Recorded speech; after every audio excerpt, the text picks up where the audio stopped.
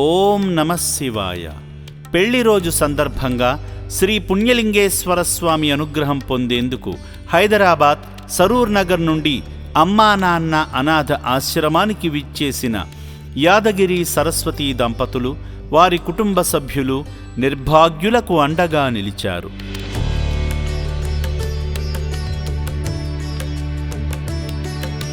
ముందుగా భక్తులందరూ సకల శుభాలనిచ్చే శ్రీ పుణ్యలింగేశ్వరుని దివ్య దర్శనం చేసుకున్నారు.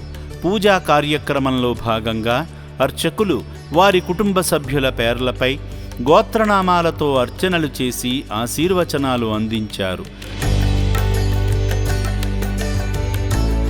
పాండమశి గోత్రోద్భవస్య యాదగిరి నామదేశ్య సరస్వతి నామదేశ్య శ్రీనివాస్ నామదేశ్య శీలా నామదేశ్య అభినవ నామదేశ్య సకుటుంబానాం తదహ.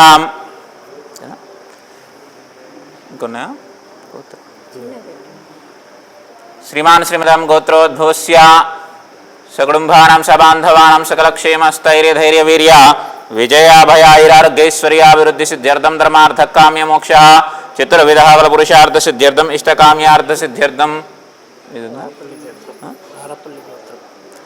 నారపల్లి గోత్రోద్భవస్య శ్రీనివాసరావు నామదేశ్య అన్నపూర్ణ నామదేశ్య సంజుశ్రీ నామదేశ్య సింధుశ్రీ నామదేశ్య శీతల్ నామదేశ్య సకుటుంబానాం తదహ.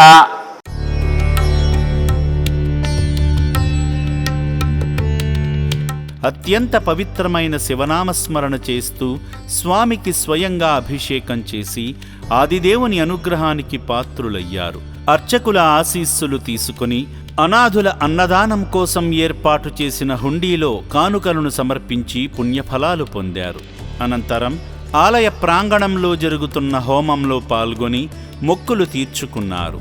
అర్చక స్వామి ఇచ్చిన ఇటుకలను తీసుకుని శివాలయ నిర్మాణంలో తమ వంతు సహకారంగా ఇటుకలు అందించి శివానుగ్రహాన్ని పొందారు.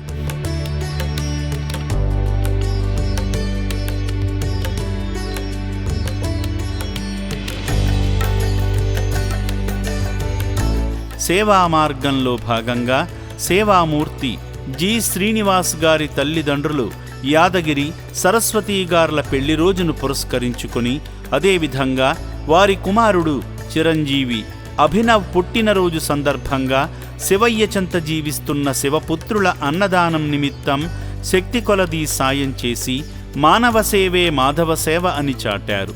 మతిస్థిమితం కోల్పోయిన అభాగ్యులకు నిస్వార్థంగా సాయమందించిన ఈ పుణ్యమూర్తుల కుటుంబంపై శ్రీ పుణ్యలింగేశ్వరుని పరిపూర్ణ ఆశీస్సులు ఎల్లవేళలా ఉండాలని అమ్మా నాన్న అనాథ ఆశ్రమం కోరుకుంటుంది.